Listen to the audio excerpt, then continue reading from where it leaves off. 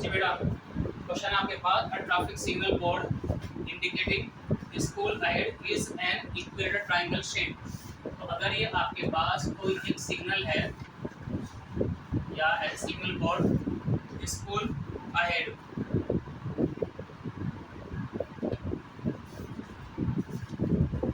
is in the shape of equilateral triangle called as A, B, C। तो आपसे कहता है if the side of this triangle is small a, तो अगर ये लेंथ स्मॉल a है, this also a, तो आपसे कहता है find the area of this board using Heron's formula। तो पहले आपने ये लिखा है कि for the signal board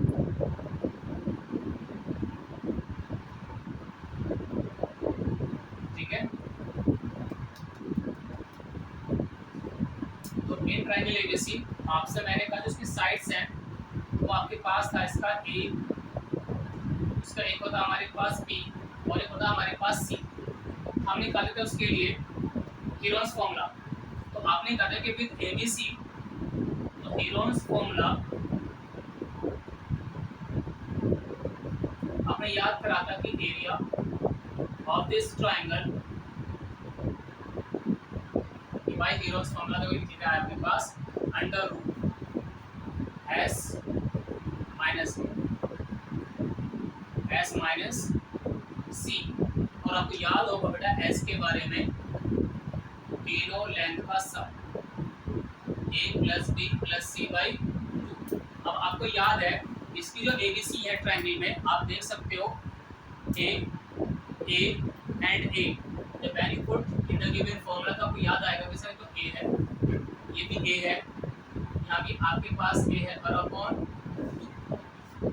क्या वैल्यू आएगा इसके पास बच्चों 3/2। तो कौन है आपके पास सिर्फ एस का वैल्यू। जैसे इसमें आप पुट करके देखोगे एस की जगह पे, तो मैंने ये कहा कि now the area is under root, तो बेटा एस का वैल्यू 3a/2 यहाँ पर आएगा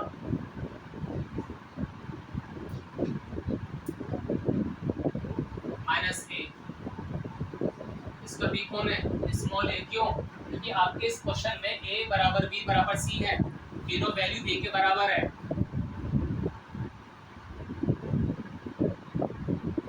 सही है ना? तो लिख सकते हो कि हियर हमारे पास ए बराबर बी बराबर सी है बेटा। क्यों? Because triangle is an equilateral triangle. लिख सकते हो आप before equilateral triangle, equilateral triangle all sides are equal. तो नाउ ये डिफरेंस ऑफ रिफ्रैक्शन है, इसके नीचे आप 1 लेकर चलो, इसके नीचे आप 1 लेकर चलो, इसके नीचे आप 1 लेकर चलोगे, व्हेन यू सिंप्लीफाई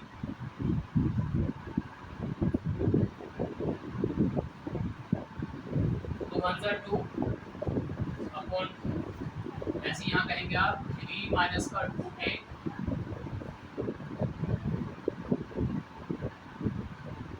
अपॉन। सही है बात।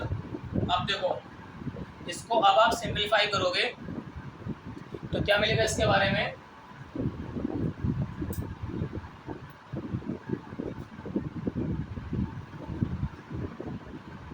-1 -2 सॉरी, तो a आएगा a/2 a/2 a/2। अब देखो बेटा आप बड़े आराम से कह सकते हो a/2 दोनों का जोड़ा बन चुका है, a/2 जोड़ा बन चुका है। तो इन दो में से एक बाहर आएगा और इसमें से एक फैमिली बाहर आएगी। तो मैंने कहा आप लोगों से a/2, लेकिन 3 ऐसे भी अंदर रहेगा क्योंकि 3 अकेला है सिर्फ। तो ये बनेगा आपके पास √3 a²/4, √3 a²/4। क्यों? 2 * 4 तो देखो नीचे आएगा, a की पावर 2 बन जाएगा और इनटू √3। मैंने नंबर को पहले ले लिया है, फिर अल्फाबेट है और अपन नंबर। तो this is the answer of the first part. ये है इसका आंसर। जी बेटा देखो, इसका सेकंड हाफ है आपके पास।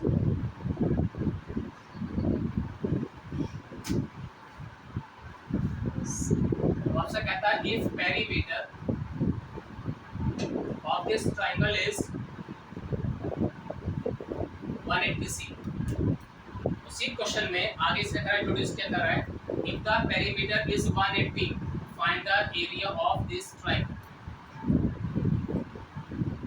मैंने आपसे ये कहा जब इसका p है मतलब 2s, बच्चों s कितना लेगा डायरेक्ट इसका 90, सीधी 180 का हाफ। चलो मैं लिख के दिखाता हूँ तुम्हें, s बराबर 180 अपॉन 2, तो s बराबर 90 सेंटीमीटर।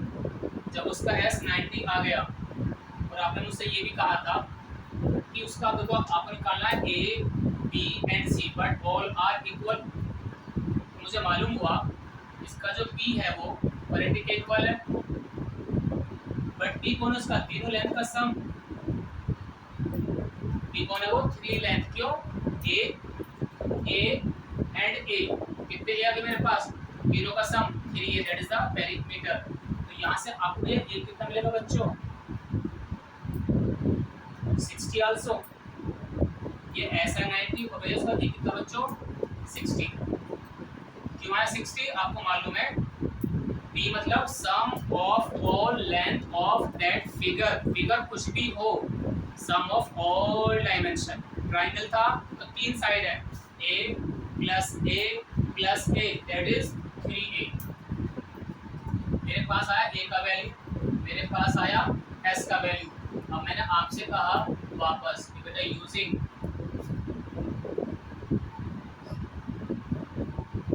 Heron's formula, तो एरिया इज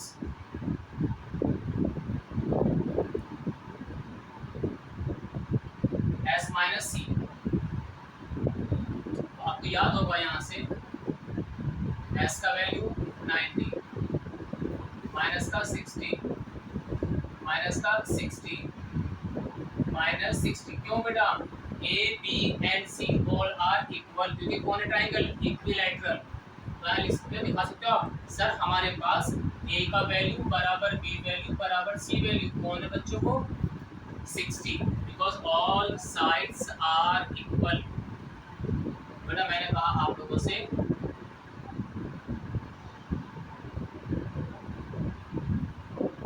दिस वन, इनका माइनस 30, इनका माइनस 30, इनका माइनस 30, ये कौन है 90। बड़े आराम से लिख सकता हूँ इसके बारे में बेटा।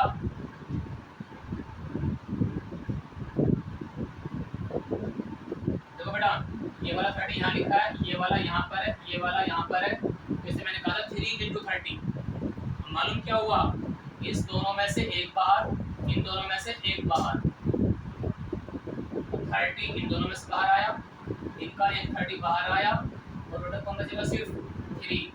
तो आप क्या कहेंगे मेरे से 900 अंडर रूट 3c स्क्वायर। ये है आपके पास इसका आंसर। जी बेटा क्वेश्चन क्या था आपके पास कि कोई एडवर्टाइजमेंट के लिए कोई फ्लाईओवर है, उसकी वॉल पे आपको देना कोई एडवर्टाइजमेंट, तो दिस कॉल एज कि वो एबीसी की शेप में ट्राइंगल है, उसकी डायमेंशन आपके पास गिवन है 3 लेंथ, ये 122 है, ये 120 है और ये आपके पास 22 है। तो कहता है कि उस वॉल का जो एक एरिया उसने डिसाइड किया है कि अगर वो रेंट पे करता है कंपनी वाला किसी गवर्नमेंट को या लैंडलॉर्ड को 5000 रुपीज। जी आपके पास क्या था, वॉल है is in the shape of triangular wall. तो उसके बारे में आप हियर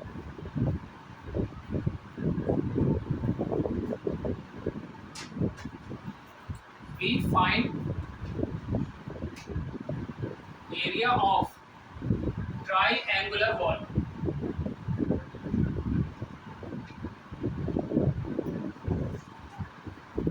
क्यों, आपसे पहले बोल दिया उसने, तो हमने क्या लिखा इसके बारे में, जब ये वॉल है edge in the shape of triangle, तो उसका एक साइड है A, other wall edge B and the third is C. इसे आप ए बोल दो बेटा समझाने के लिए, इसको आप बी कह दो, इसको आप सी कह दो। तो मैंने ए का वैल्यू बेटा कितना 120 मीटर, बी का वैल्यू एंड सी का वैल्यू। आपको मालूम है जब किसी ट्रायंगल की तीनों साइड गिविंग होती है तो first we need the s, क्योंकि हीरोन्स फॉर्मूला में एस का इन्वॉल्वमेंट है। तो पहले आप निकालेंगे उसका एस।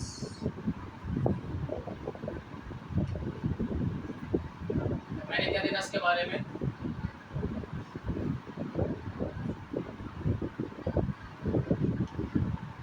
अपॉन 2,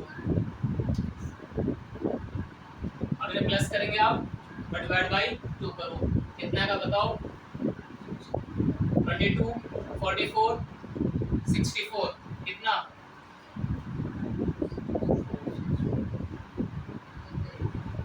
हाउ मच, 132, 2 1 जा 2, 2 3 जा 2 2 जा 4।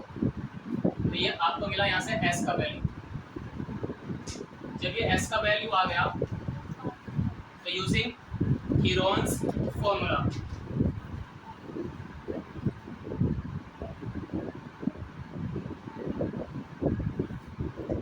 आपने कहा एरिया ऑफ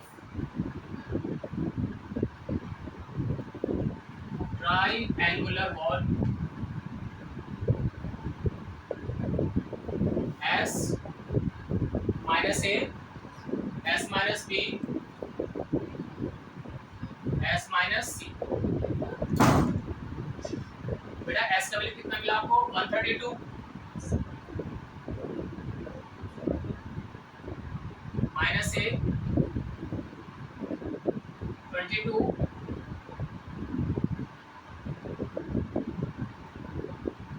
क्लियर। अब देखो 132 110 ओनली 10, इनका डिफरेंस देखो आपको 12 मिलेगा, इसका डिफरेंस आपको 110 आएगा और इसका डिफरेंस 10 मिला। Is it clear? नाउ आप कुछ याद आएगा बेटा, याद करेंगे आप 132 का मतलब होता है 11 12। तो 132 is the product of 11 and 12। मैंने वो लिखा, तो इसके आ जाओ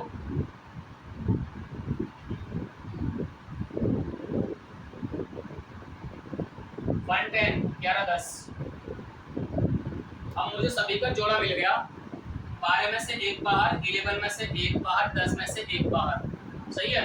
तो मुझे मालूम हुआ यहाँ से बच्चों 11 12 और 10 वापस कितना बन गया, क्यों 11 12 आपको पहले से पता था 132 और इनटू कौन हो जाएगा एक फालतू 0। तो this is the area of triangle, am I right. तो ये था triangle area of triangular wall. जो वो दीवार है उसका एरिया आ चुका है, कितने एम स्क्वायर है ये 132 एम स्क्वायर। आपके पास निकला था देखो अभी area of wall 1320 area of triangular wall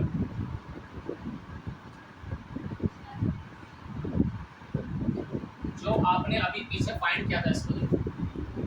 अब आपका टास्क है area of the total rent of the wall. Meaning क्या हुआ, आपके पास बुक में लिखा हुआ था ये रेंट ऑफ वॉल पर एम स्क्वायर पर ईयर, मैंने तो ये लिखा है एरिया ऑफ, तो अब आप लिखेंगे rent of 1 m square of wall पर ईयर। ये आपके पास है 5000 रुपीज, एक साल का किराया है 1 एम स्क्वायर का। दीवार तो बहुत बड़ी है, अगर दीवार में ये बना के दिखा दूं कि दीवार कितनी बड़ी का एरिया फाइंड करना है मुझे, जब मेरे पास सिर्फ इस वाले का पता है तो बाकी कैसे निकालूं मैं एरिया, तो मेरा सबका निकालने के लिए आप क्या देखोगे, ये पूरे एम स्क्वायर आ रहे थे, कितने मेरे पास ये एम स्क्वायर बच्चों 1320, तो मैं करूँगा उसकी मल्टीप्लाई, लेकिन मुझे चाहिए सिर्फ 3 महीने का रेंट। सवाल में क्या लिखा था, find the rent only for 3 month, और मेरे पास है पूरे 12 महीने का। क्यों, एक साल में 12 महीने होते हैं। तो पहले आप बात करेंगे, जबकि 12 महीने की बात कर रहा है, हमें निकालना 3 मंथ का, तो पहले आप एक का एरिया निकालो। लिखो rent of 1 m square of wall for 1 month, for 1 month.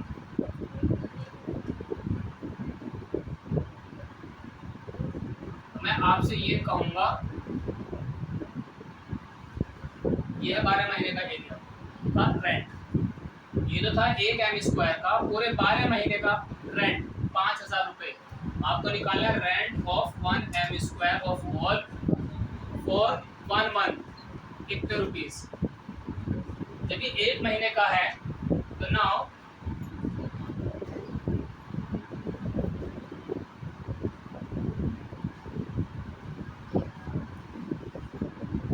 For 3 month, जब हमने पहले 12 महीने का किताब में गिवन था, हमने पहले एक का निकाला डिवाइड बाई 12, हमें निकाला 3 महीने का, क्योंकि हमारा सवाल क्या था, 3 मंथ के लिए वो लीज पे लेती दीवार कंपनी वाले। मैंने कहा इसके बारे में 3 से मल्टीप्लाई इस पूरे अमाउंट का, तो 3 4 से 12,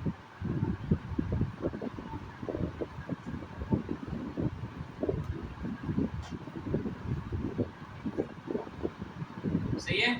अब देखो ये है 3 महीने का रेंट, तो देयरफॉर टोटल रेंट जो निकालेंगे आप ऑफ दी वॉल, तो नाउ टोटल रेंट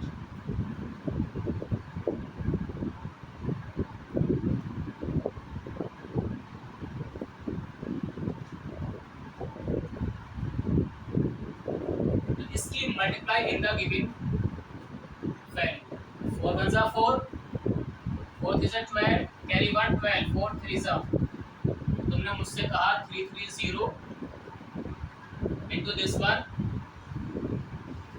1 2 3 4, 4 जीरो तो ये आ गई मेरे पास, 5 3 जा 15 और 1 16, 16 लाख 50,000 रुपीज का रेंट देती है कंपनी वाले गवर्नमेंट को या उस दीवार के लैंडलॉर्ड को। अब आप कितनी बड़ी दीवार उन्होंने एक्वायर किया या लीज पे उन्होंने उसको बोरो किया है,